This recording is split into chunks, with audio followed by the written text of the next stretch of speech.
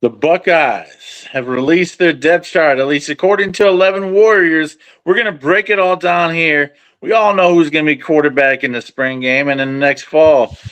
Julian saying the man, the nation's completion percentage leader. We know Jeremiah Smith holding it down, and others are holding their spots down. Jalen McClain, of course, at the safety spot. But we want to break down who's starting on the D line. We want to talk about wide receiver, other positions. Brandon Ennis, Kyle Parker, Chris Henry Jr. All the transfers have left, and we got a whole new looking room outside of Jeremiah Smith and Brandon Ennis. And then the linebacker spot we're going to break down. But let's start with the wideouts, Rob. Who should be the starters? Kyle Park from LSU or Brandon Ennis at that slot position, man? All right, so this is all I'm going to say about Brandon Ennis. Great blocker. Oh, yeah. Good in the red zone. Mhm. But that deep threat, that breakaway speed, it's just we've seen all we're going to see from Brandon Ennis. You know, he's peaked. We saw the ceiling. He can't get worse. He can't get any better. Brandon Ennis is going to be Brandon Ennis now. I watched tape on Kyle Parker. There's a lot of upside. He is a deep threat.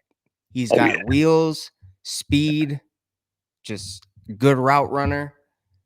And is he coming in? Yeah, he's coming in as a sophomore. So you know what? Brandon Ennis is going to be team captain again. He's a great teammate, good physical wide receiver. But I'm sorry, but he was a bit overhyped.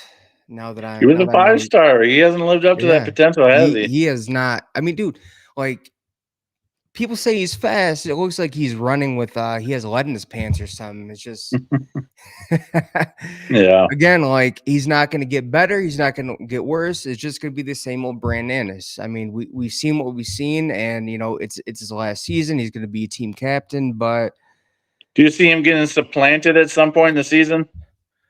I mean, man, could you imagine a team captain just getting downgraded to the 2 spot?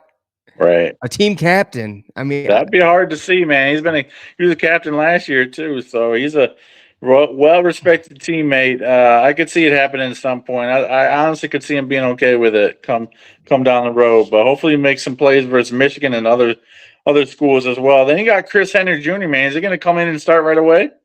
oh yeah, definitely. He's a day one starter. I mean, dude, he's playing one of the toughest conferences in high school out on the West Coast. Yeah.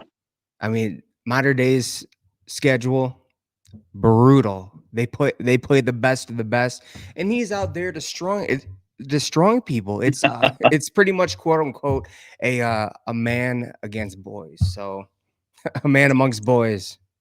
Yeah, he's a superior talent. He's absolutely the next Jeremiah Smith. I can't wait to watch him Every in this scarlet and gray. Excited to see what uniform he's going to get. Yeah, every time I saw the stat sheet, he was putting up like 7 receptions for 153 yards and 3 touchdowns. And here's the thing, man.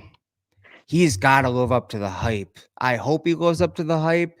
There was a last second flip alert for him to go to either USC, because remember his teammate Yeah. Caden, I forgot his name, but who was the wide receiver as well on the modern day team, ended up flipping to USC Yeah. after the departure of Brian Hartline. And then there was talk that Chris Henry Jr. was going to end up at Oregon, but ended up signing with Ohio State at the literally the last, staying committed to Ohio State at the last second. Yes. So hopefully he goes up the hype. I think he will. Freak athlete, great route runner. What is he, like 6'4", 6'5"? Just Yeah, he deep might even be threat. 6'6", I think. Dude, he's gonna be a But great red zone target, and he's gonna be a big deep threat guy. He's gonna be gonna be really hard to fill the shoes of Jeremiah Smith, which by the way, Mhm. enjoy his final season. We may not see another wide receiver like him again in the college game, but I think Chris Henry Jr. has the potential to be close to what Jeremiah Smith was. I mean, let's be honest. There's only one Jeremiah Smith. What he did his freshman Yeah. season was phenomenal, and just like he is a human cheat code. Now, can Chris Henry Jr. get there? He puts in the work. He definitely can. He's got the skill set and the frame to be a superior wide receiver in a great lineage of Ohio State wide receivers. Switching things to the other side of the ball, we want to talk a little linebackers, man. We got a lot of talent. We got Sincere Johnson. We got Riley Pettijohn, Peyton Pierce, and a transfer from the Badgers. Stole one from our boy Luke Fickle, Mr. Allegro. Who is going to emerge as Peyton Pierce got a lot of big plays versus Michigan and versus Miami, too. He was looking good coming to the end of the year, but I was a little shocked when they brought in a linebacker of the caliber of Allegro from the Badgers with Pettijohn and Sincere Johnson coming up, but they need perhaps a little leadership in that room. I see Allegro starting at one of the positions for sure. Yeah, I was thinking Christian Allegro is going to start as well. He brings in experience. He brings in, he's an upper class leadership. And also, I'm looking at Riley Pettijohn and Sincere Johnson now. They're probably thinking, because, they're not thinking transfer, they don't start. They're thinking, hey, if I wait my turn like Arvell Reese did, I could be a 1-year starter, be a top 10 pick, and then go make my money in the league. That is the appeal right now, not only for them, but not trying to go to a rabbit hole, but for future recruits as well. I mean, dude, Sincere Johnson, I mean, he could be the next Arvell Reese. Riley Pettijohn, I mean, I could see him being kind of like oh man, I'm trying to think, like a Raekwon McMillan type player. Certainly. He balled out his senior season. Oh yeah, definitely.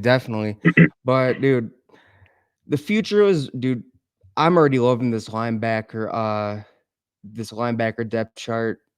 Which is crazy to say because we lost Styles and Reese, man. A lot of production there is gone. I know, man, but here's the thing. Sincere Johnson moved up the rankings to finish off his high school career. And dude, like he was like way down. He was in like the not even top 50, I don't think. He finished top 50. He got moved up to a 5-star. So this coaching staff has a real eye for talent. And Riley Pettijohn he's got a bright future, but I have a feeling that those two players, they'll get in the rotation a lot. They'll see the field, kind of like Arvell Reese saw the field, more and more each year. Yeah. But I don't think they'll be starters this year. Again, they'll get in the rotation a lot. They'll be in there for crucial gameplay. But I think their year is going to be next year.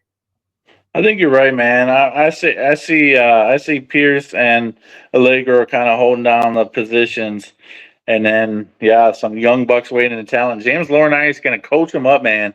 Really excited for the caliber of players he keeps on bringing to Columbus. Our linebacker room is stacked. It's a lot of fun to watch. Yeah, definitely. How about the D-line? The D-line, man. Well, I mean, Kenyatta Jackson Jr. bringing back a lot of production. Yeah. A lot of leadership. He played opposite side. He played on the opposite side of Caden Curry. And just a monster wreaking havoc in the backfield. Dude, dude, I think that he can get himself to be a day one pick after this season, dude. Mark my words, man. He is going to get developed into a first-round draft pick. He's going to have a monster breakout season. But dude, I don't know why Bo Atkinson is behind him. I guarantee you, Kari Wilder is going to pass him up again. Kari Wilder was a late bloomer in high school. Coming out of high school, I think he started as a 4-star and he gained 5-star status more towards the end of his high school career. Another one of those late bloomers where the coaching staff has a big eye for talent. And then we have Zion Grady on the opposite side. Yeah, 11 Warriors projection as a start. Am I mistaken?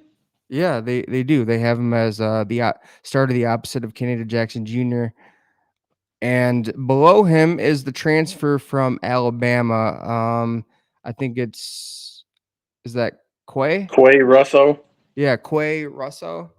Um, but he was transfer portal, probably paid like close to $1 million for him, and as well as who's the gosh, I'm trying to look at the depth chart to see who is. Oh yeah, James Smith is the guy who went to school with him as well. Yeah, that was the Bama boys. Yeah, they're the Bama boys. So one thing I'm surprised about though, let's look at D Yeah, tackle Edric Houston. I mean, he was I a know. highly touted 5-star recruit coming out of high school, had to pull out the stops. Alabama was the threat at the very last moment, but he ended up staying committed to the Ohio State University. Now we saw him see the field his freshman season. He and then his sophomore year, it's just like he was out there for the Texas game. I don't know if he made some stupid plays where he got personal fouls or unnecessary roughness. But then we just didn't see him on the field for a while. I mean, Yeah. there were times where we saw, Tywone Malone and Will Smith Jr. and no Edric Houston. So it's kind of like, is there something going on internally? Because I was hearing stuff about the locker room and just really want to get this right, or is he just not developing into the player we all thought he was going to be? Because dude, he looked very promising in the playoffs. Yeah, his freshman year he did. He sure did. I don't understand why he's not getting more playing time, to be completely honest. I think he's deserving of it, but it does sound like there's been rumors of a problem in the locker room, perhaps some personal files, as you mentioned, and that is troubling. Hopefully, but he's not. Hey, here's the thing, though. He's not quitting on the team. He's staying a Buckeye. He's taking the discipline. He's not running from the discipline of Larry Johnson and the coaching staff. And Matt Patricia is going to have this defense ready. And I'm excited for Houston to get on the field, Will Smith Jr. to continue to contribute on this D line. There's a lot of talent. We haven't rotated much with Larry Johnson in the past, but maybe this is the year we actually do with Bo Atkinson, out of Texas, Donnie Grady, Quay Russell, all these guys. Yeah, I can imagine, especially with Matt Patricia's defense, that we'll see different. Actually, no, we won't see different scheme. I mean, I would say the first year Matt Patricia, there was a lot more rotation than we've seen in the past. You're right. A lot more rotation, dude.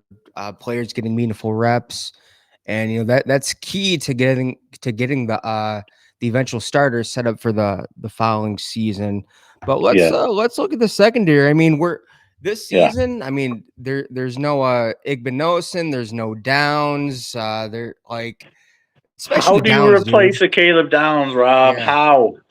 I don't know, man. I mean, there's talks that Caleb Downs was covering up some weaknesses within the secondary. He was just that good. So we'll see those weaknesses show this season. I mean, Jermaine Matthews Jr.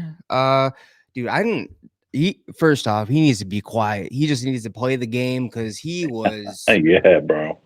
Just not it those last 2 games of the season. And I saw a tape where Caleb Downs was getting frustrated with him. I don't know what that was about, but Devin Sanchez needs to be more physical. They need to stop giving the receivers such a big damn cushion. Yeah, for real. I mean, what giving them like 6-yard cushion? Like, what's that about? Not good. Then you have Earl Little Jr. I watched tape. He's going to be playing the nickelback, transfer from Florida State. Yep. Hard hitter. I wouldn't say a game changer, but good production at Florida State. Then you have Terry Moore, who was a transfer from Duke. Was injured the 2025 season, but I looked at the 2024 season, had a lot of production. And Stepping then you into that Downs role, big shoes to fill. Yeah. I mean, dude, he has a lot of production, man. And then you have, I think it's a strong safety. You have Jalen McLean. He was pretty solid last season, so Yeah. he'll be bringing back some leadership, some starting experience. What are your thoughts on the secondary? Well, like I said, man, Caleb Downs, it's not somebody you replace. It's just somebody you fill a hole and you hope he can do well. I think Moore is going to do well. I think McLean is a solid rock back there. You never caught him slacking in coverage, solid tackler. Matthews, as you mentioned, needs to step up. He's just not elite enough yet. And Devin Sanchez, he's going to be better. He had a lot of tape to study because he got beat a lot last year. He got picked on, as expected, being a true freshman. But the 5-star, it's time to develop, hit the weight room, start making some tackles, and stop chasing wide receivers, man. Read their hips and make some plays. Get a pick, man. Get a pick. Yeah, so I'm looking at Terry Moore's his stats for the 2024 season. So because again, he was injured the 2025 season. So Yeah. he had 45 solo tackles, 1 sack, 2 forced fumbles, 4 interceptions. Yeah. So Yep. he got a good amount of takeaways. I mean, if we look at what Caleb Downs probably the best open field tackler that I've ever seen in my life. I mean, the dude just did not miss, able to read and digest plays better than anybody I've ever seen. The only And guy I compare is another number 2, Mr. Michael Doss, the 3-time All-American. That's yeah, it. definitely. Like, man, we'll see what happens this year in the secondary. We'll see if it's true that Caleb Downs was covering just because he was so dang good. He was covering up Yeah. a lot of deficiencies in the secondary. But dude, again, like I want to see this. I want to see the corners play more up on the wide receivers because against Indiana, Miami, Impressed. there's just too much of a cushion, dude. Yeah, There's they too feared him much a of little bit, cushion. huh? Yeah, I don't understand what that was all about, but Sure. I mean, dude, I just I don't get it, man. But I know. also I want to see more of the blitz packages as well this season, but we'll get into that another video. Now, Sure. a big thing that definitely need to look at because I mean, funny that we haven't touched upon this yet. The offensive line, man, once Sure. again, they are trying to make up for the atrocities that the old offensive line coach did. I mean, Yeah, it was just that bad, dude. I mean, it was bad. Our center to left tackle is pretty elite though. Searville, Montgomery, and Hinsman. That's pretty elite from the center to left side. Ian Moore, he got exposed against Miami, and right guard we need a better player too. But that's what we're working with right now. We got 4 returning starters, so I'm pretty happy about that. And yeah, good depth there. dude, Justin Fry, his recruiting just set this offensive line back It for was hard, years, man. hard. I mean, I'm seeing the fact that Sam Greer, one of Tyler Bowen's guys, Yeah. is the second spot right now ahead of Dante Armstrong. And then Okay. you have Maxwell Riley's coming in at the 3 spot for left guard. Left tackle, the 2 spot is Sam Greer. So, dude, this year's gonna look good. The fact that these starters are returning is huge because it Yeah. gives us time for Bowen to get his guys in, have them develop, and we just say goodbye to the Justin Fry era. Now, I will say that Luke Montgomery, Carson Hinsman, Austin Severfeld, they're not bad. They were actually the strong points on the They on were. the Miami line. just exposed us a little bit. We got some film to study for sure. But thank God Tager Shabola is gone, dude. Yeah. Thank God. I Not the best. I Not the couldn't take it best. anymore, man. Another 5-star. Dude, there's one play that I'll never forget because it was just the coach's reaction was so funny. It was it was against Purdue, and literally if if if Shabola gets out there, pulls and gets his block, I think it was either Bo Jackson or James People, they're going to the house. But dude, he not only did he barely get out there, he whiffed on his block. The plate Yeah. gets blown up. You can see Tyler Bone and Ryan Day just Yeah. angry, bro. It was kind of funny to Yep. watch, but Yep. yeah. But yeah, we're about 2 months out from the spring game right now, man.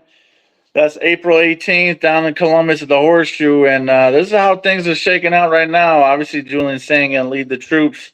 Probably won't play much in that spring game. Look at some of the backups, see what we got there. A little more, hopefully, a little more depth than we had last year. But yeah, man, I'm excited for the season and the spring game. Should be a lot of fun, man. Yep, definitely, man. All right, that's it. Go Bucks and God bless. See you in the next one. Take care, fellas. Yep. OH. I hope.